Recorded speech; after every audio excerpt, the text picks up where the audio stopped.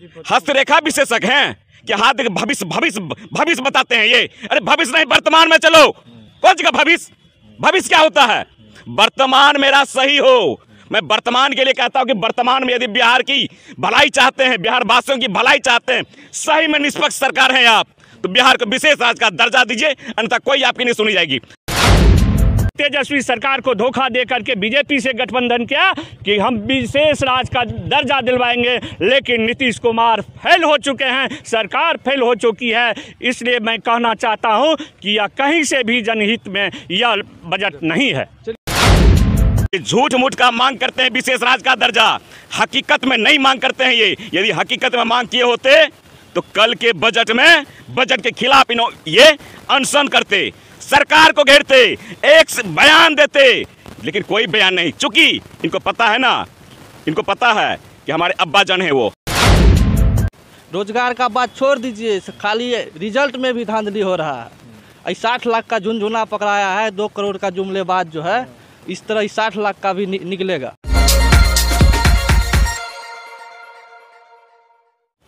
नमस्कार, आप देख रहे हैं बॉस न्यूज़ में हूं सरफराज आलम। चौथी बार वित्त मंत्री निर्मला सीतारमण ने चौथी बार अपनी आम बजट पेश की है, और उस बजट पेश होने के बाद लोगों के मन में क्या चल रहा है, लोग इसको लेकर क्या कुछ कहते हैं, और कहीं ना कहीं बिहार में विशेष राज्य की दर्जा को लेकर जो है पीछे छोड़ा गया है, इसको लेकर भी हम लोगों से बात करेंगे और जानेंगे कि इस बजट से लोगों को क्या क्या फ़ायदा मिलने वाला है, और इस बजट से किस तरह से लोग, यहाँ के लोग जो है, सहरसा के लोग जो है देख रहे हैं। इस वक्त हमारे साथ सुभाष गांधी जी है और तमाम जो कई लोग यहाँ पर मौजूद हैं, इनसे ही बात करेंगे। सुभाष गांधी जी, किस तरह से इस आम बजट को आप देख रहे हैं? क्या लगता है इस बजट से कितना लाभ जो है बिहार के लोगों तक पहुँचेगी? जी, जहाँ तक देश की बात है तो निश्चित रूप से इस बार का बजट जो है, इस बार का नहीं, बीजेपी सरकार में जो बार भी बजट आया है, हर बार का बजट है कि पूंजीपतियों के लिए, बड़े बड़े उद्योगपतियों का ये बजट होता है। खास करके बिहार की बात करेंगे हम, चूँकि बिहारवासी हैं।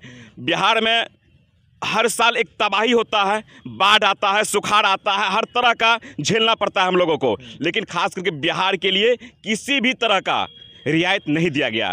हम बिहार वासियों के साथ बारंबार ये धोखा है, लगातार ये केंद्र सरकार धोखा दे रही है। अब लेकर चलिए विशेष राज्य की दर्जा।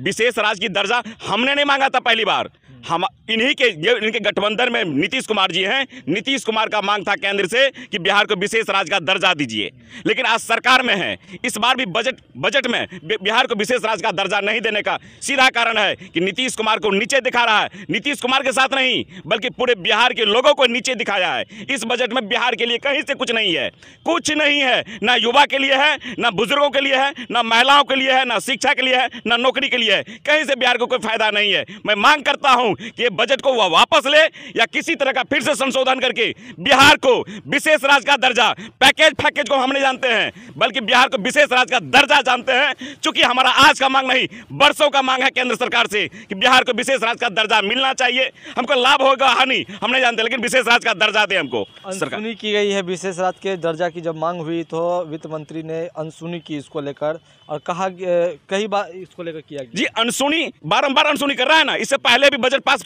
हुआ था ना इस सरकार का, हर बार ये अनसुनी करते हैं, धोखा करते हैं, धोखा पर धोखा। सिर्फ बिहार के साथ ही धोखागिरी क्यों बिहार के साथ सिर्फ धोखा करना? अन्य राज्य नहीं है देश में, सिर्फ बिहार ही इनके निशाने पर क्यों रहते हैं, केंद्र सरकार के निशाने पर? मैं मांग करता हूं कि इस बजट को निरस्त करे सरकार, और पुनः बिहार के लिए विशेष दर्जा का एक बजट पेश करे। एक सवाल और रहेगा आपसे। कहा जाता है कि इस बजट से आने वाले समय में, भविष्य में जो है, इसका लाभ लोगों तक, भविष्य को देखने के लिए आखिरकार कौन गया है? अब देखिए, भविष्य ये हस्तरेखा विशेषज्ञ है क्या केंद्र सरकार? हस्तरेखा विशेषज्ञ हैं कि हाथ भविष्य बताते हैं ये। अरे भविष्य नहीं, वर्तमान में चलो। कौन सी का भविष्य क्या होता है? वर्तमान मेरा सही हो। मैं वर्तमान के लिए कहता हूं कि वर्तमान में यदि बिहार की भलाई चाहते हैं, बिहार वासियों की भलाई चाहते हैं, सही में निष्पक्ष सरकार है आप, तो बिहार को विशेष राज्य का दर्जा दीजिए, अन्यथा कोई आपकी नहीं सुनी जाएगी। सारे आपके पोल खोलेंगे, एक एक बिहारी आने वाले समय में आपसे बदला लेंगे, याद रखिएगा केंद्र सरकार। चलिए, कहीं ना कहीं लोगों में गुस्सा भी जाहिर हो रहा है, क्योंकि बजट से ये लोग खुश नहीं है, नाखुश है, और भी लोग हैं। क्या कहेंगे इस बजट को लेकर? किस तरह से इस बजट को देख रहे हैं आप? जिस तरह से नौकरी को लेकर किया गया है और बिहार विशेष राज्य का दर्जा को अनसुनी किया गया है वित्त मंत्री के द्वारा, क्या कुछ कहेंगे? ये बजट जो है उद्योगपति का बजट है। गरीब गुरबा शोषित पीड़ित को इस बजट में कोई लाभ नहीं है। उनके साथ नाइंसाफ़ी किया गया है ये जो भारत का नरेंद्र मोदी की सरकार है। और ख़ास करके बिहार के साथ तो ये सौतला व्यवहार आज से नहीं, जब से बना है तब से कर रहा है। और विशेष राज्य की दर्जा नीतीश कुमार जी, इनके गठबंधन के नेता हैं, वो मांग किए थे और सारे पक्ष और विपक्ष भी समर्थन दिए थे कि विशेष राज्य की दर्जा बिहार को मिले, पैकेज नहीं। और उनके साथ जो मोदी जी की सरकार, ये जो वित्त मंत्री हैं, ये सुनते हैं अनसुना कर दिए हैं। ये बिहार के साथ नाइंसाफ़ी कर रहा है। हम महागठबंधन के लोग हैं, राष्ट्रीय जनता दल के लोग हैं। हमारे नेता ने अनवरत बिहार के लिए, सामाजिक न्याय, गरीब गुरबा के लिए बात करते हैं। और रेल मंत्री हुआ करते थे लालू प्रसाद यादव जी। रेल में आप लोग जानते होंगे रेल का बजट कितना पूरे देश में लाभान्वित किया था और गरीब गुरबा को कितना फ़ायदा हुआ था। क्या लगता है इससे फ़ायदा मिलेगा? सीधी फ़ायदा का तो सवाल ही नहीं है।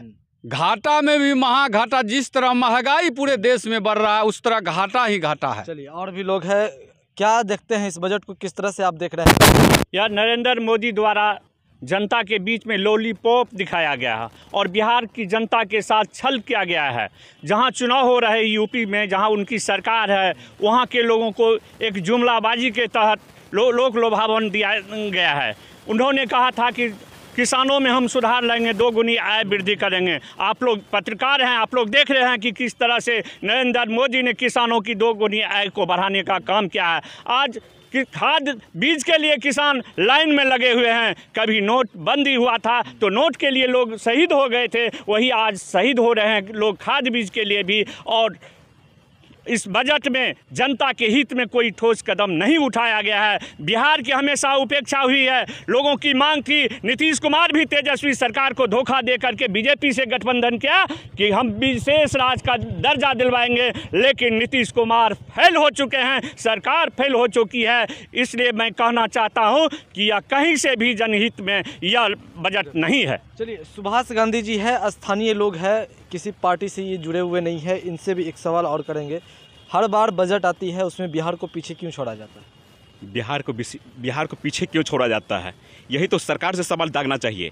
इसमें तो सीधा सा हमको नज़र आता है कि बिहार, खास करके बिहारी के साथ ये धोखा, ये पहली बार थोड़े है। ये बारंबार जब भी बजट आया है, हम तो कहते हैं सरकार को कि यदि आप देश की भलाई चाहते हैं, देश को प्रगति के मार्ग पर ले जाना चाहते हैं, बिना बिहार के विकास किए बगैर आपका देश आगे नहीं बढ़ सकता।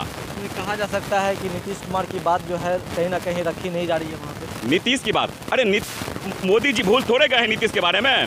मोदी जी ने बयान दिए थे, कहे थे कि हमारे हाथ से, हमारे आगे से आपने थाली खींचा है, उसी का बदला ले रहे हैं ये बिहार के साथ। जब तक नीतीश कुमार बिहार की सत्ता में रहेंगे तब तक बिहार को विशेष राज्य का दर्जा कोई सरकार नहीं दे सकती है। उसमें खासकर नरेंद्र मोदी ज्यादा झंझट है ना इसको, क्योंकि एक तरफ इनके रहता जदयू के लोग कह देते हैं कि प्रधानमंत्री मटेरियल हैं, बनो प्रधानमंत्री, बिहार को छोड़ दो।